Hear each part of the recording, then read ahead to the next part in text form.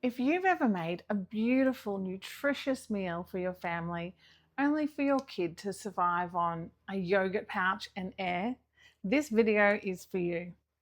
First of all, you're not failing. Fussy eating is incredibly common in toddlers and young kids. It's a developmental stage. But there are some really practical things we can do to gently support them without turning meal times into a battleground.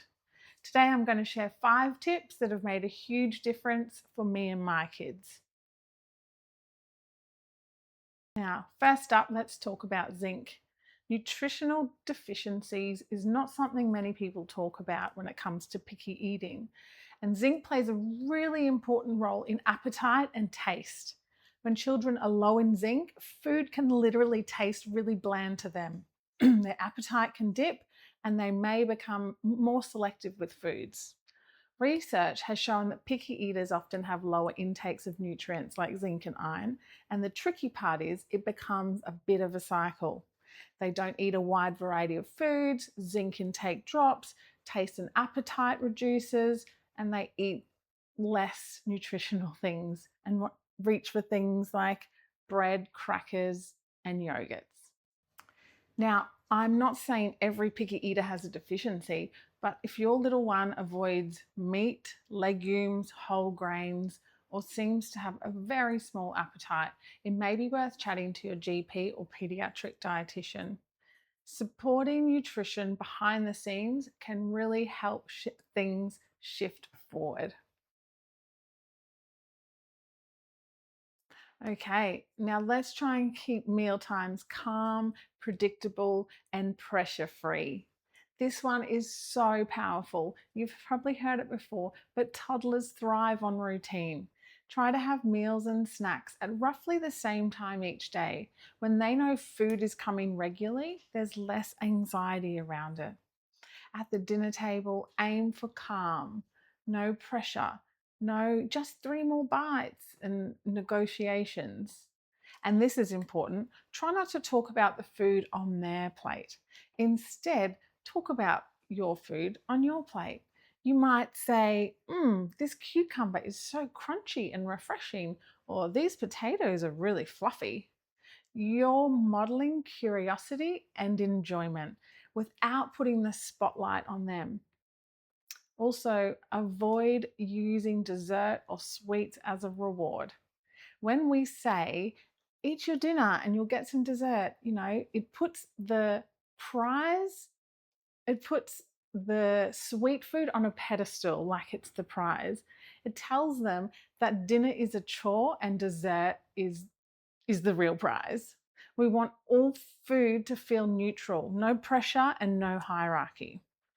And really lean into that communal family meal if you can.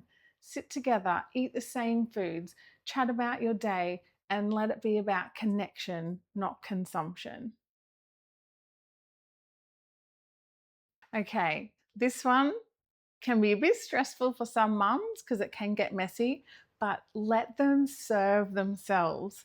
Toddlers love control, and honestly, so much of fussy eating is about control. So give it to them in a positive way.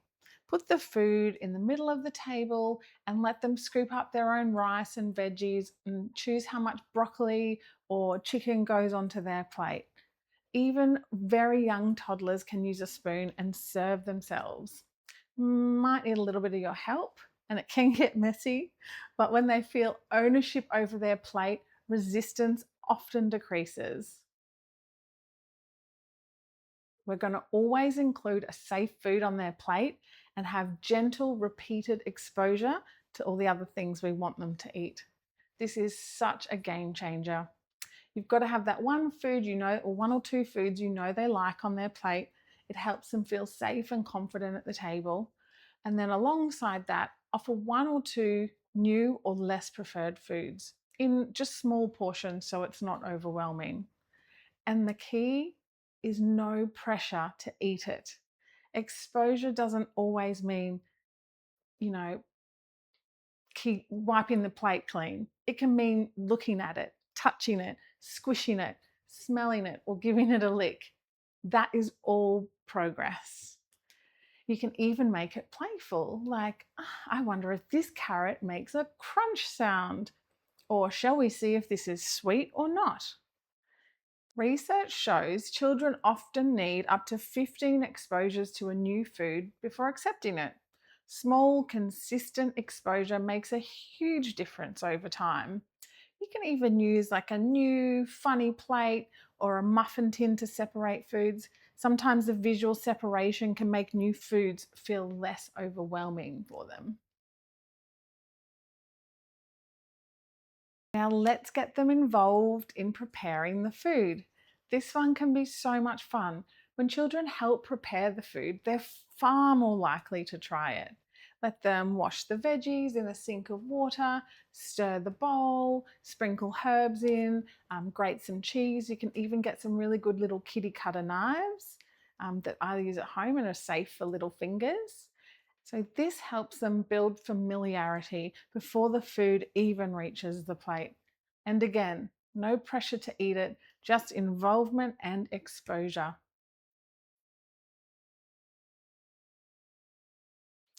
Now, the last thing I wanted to talk to you about is if your child is still loving those beige foods, we can really boost the nutrition of those. So if they're living on rice, pasta, porridge, we can upgrade these foods. So with rice, I would cook it in bone broth instead of water. Choose organic spelt or higher protein pastas. When you're making that, bolognese sauce every week, let's add in some organ powders so you can get some really great capsules with liver and spleen in them. Your kids won't taste it and it's really going to benefit them. If your kid loves just plain oats or a bowl of porridge, let's boost it. Let's use nut butters, seeds, a really good probiotic yogurt or collagen to the porridge. Mix it in and they will love it. If they're going to eat beige, let's make beige nutrient dense. No dramas, just smart upgrades. So if there's one thing I want you to take away from this, it's picky eating is a phase. You don't need to fight your child through it. Focus on calm, connection, and exposure. Nourishment behind the scenes. Small, consistent changes truly do make a big difference, and you're doing better than you think. Now, if this was helpful, share it with another mum who needs to hear this today, and I'll see you in the next one.